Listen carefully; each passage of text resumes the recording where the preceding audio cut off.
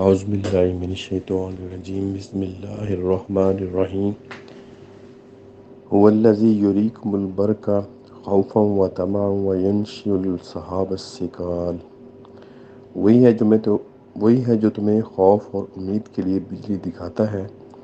اور وہ بوجھل بادل پیدا کرتا ہے۔ آج ہم نے سورۃ الرعد کی آیت نمبر 12 کی تلاوت کی، اس کا ترجمہ آپ نے سنا۔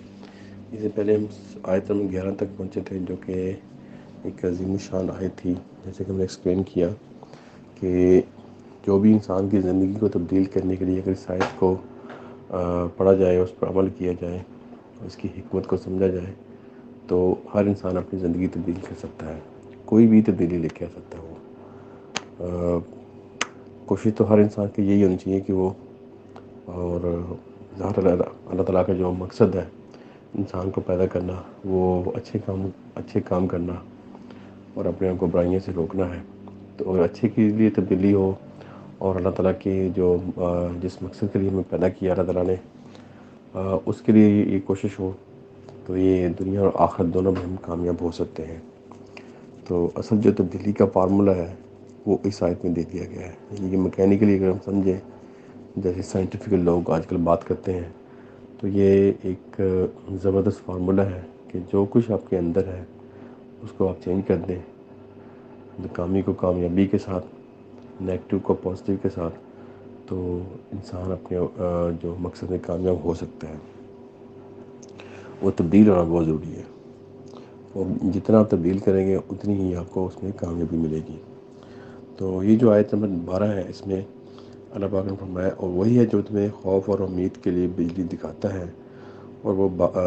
بوجھل بادل پیدا کرتا ہے۔ تو اس میں ایک تو ظاہراً جو اس کا میننگ جو عام ہمیں سمجھ آتا ہے وہ یہی ہے کہ اللہ تعالیٰ جو جب بجلی کڑکتی ہے تو اس سے دو چیزیں اللہ تعالیٰ نے بیان کی ہیں کہ اللہ تعالیٰ بجلی دکھاتا ہے خوف اور طمع، کہ خوف بھی اس میں شامل ہوتا ہے، اس سے لوگ خوف زدہ بھی ہو جاتے ہیں بجلی سے، اور طمع جو اس کا جو لالچ ہوتا ہے، خواہش ہوتی ہے، وہ یہ ہوتی ہے کہ اس کے بعد جو بارش ہوگی، اور بارش کا ظاہر پھر زمین کو،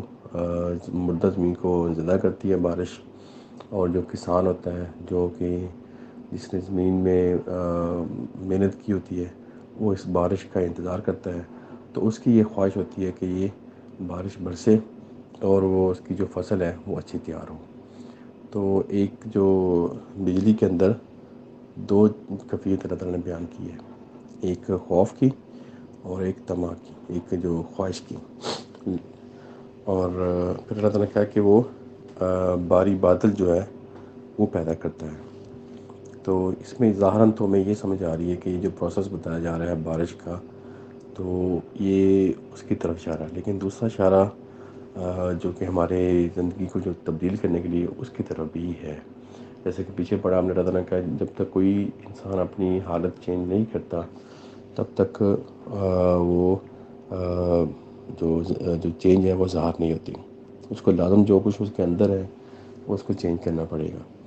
یہ اسی کے ساتھ اٹیچ یہ آیت ہے، اس کے بعد فوراً آئی ہے۔ تو اللہ تعالیٰ کے برق سے مراد ایک تو بجلی ہے، ایک برق سے مراد یہ ہے کہ کوئی بھی روشن چیز ہو، کوئی بھی روشن ہو، جیسے کوئی امید ہو۔ روشنی مطلب کوئی ہوپ کہہ سکتے ہیں اس کو آپ، امید، ہوپ میں سے جیسے کوئی انسان کو ایک دم کوئی اچانک کوئی اچھی خبر ملے، یہ اس سے مراد ہے برق، مطلب کہ بجلی کی بجلی سے، اس سے ظاہر تو مراد بجلی ہے، لیکن یہ ایسی جب انسان زندگی گزار رہا ہوتا ہے، اس کو جب وہ کوشش کرتا ہے، جب وہ کچھ چینج کرنے کے لیے، تو اللہ تعالیٰ اس کے لیے امید پیدا کرتے ہیں پہلے، یعنی کہ اس کو اشارے ملتے ہیں کامیابی کے، اس سے مراد یہ ہے۔ اور اس میں خوف بھی شامل ہوتا ہے، اس میں لالچ بھی شامل ہوتا ہے، لالچ کی خواہش بھی، جو یعنی خواہش ہوتی ہے وہ بھی اس میں ہوتا ہے۔ خوف ہوتا ہے کہ جب انسان کا ایمان اتنا مضبوط نہیں ہوتا تو اس کو خوف بھی ہوتا ہے کہ پتہ نہیں یہ تبدیلی میں لے کے آ رہا ہوں، اس کا رزلٹ کیا ہوگا۔ ظاہر ہے کوئی بھی انسان جب کسان بیج ڈالتا ہے فصل کے اندر، تو اس کو یہی امید ہوتی ہے کہ وہ اچھی فصل تیار ہو گئی ہے، لیکن اس کو تھوڑا خوف بھی ہوتا ہے میں بھی کوئی ایسی پرابلم نہ آ جائے کہ اس کی فصل جو ہے تباہ ہو جائے۔ اسی طرح انسان کی زندگی بھی ایسی ہے، جب وہ محنت کرتا ہے تو اس کو اس کے اندر خوف بھی ہوتے ہیں، اور اس کی جو لالچ بھی ہوتا ہے کہ کامیابی ملے گی۔ تو یہ اللہ تعالیٰ کا نظام ہے کہ وہ اللہ تعالیٰ انسان کو جب کامیابی ملنی ہوتی ہے تو اللہ تعالیٰ اس کو کچھ امید دلاتے ہیں، تو وہ اس امید کے ساتھ کچھ خوف بھی شامل ہوتا ہے، پتہ نہیں وہ کامیابی ہوگی یا نہیں ہوگی۔ تو یہ اس کی طرف اشارہ ہے۔ تو بادل باری بادل جو ہیں صحاب الثقال، تو یہ بھی اس کی جو کامیابی کی ایک نشانی ہے۔ جب کامیابی ملتی ہے، جس طرح بادل بارش برساتے ہیں تو اس کے بعد جو چیزیں چینج ہو جاتی ہیں، جو اس کی فصل ہے کسان کی، وہ پک کے تیار ہو جاتی ہے، اچھی فصل ملتی ہے بارش کے بعد۔ تو اسی طرح جب انسان محنت کرتا ہے اپنے نفس کے اوپر، اپنے اندر،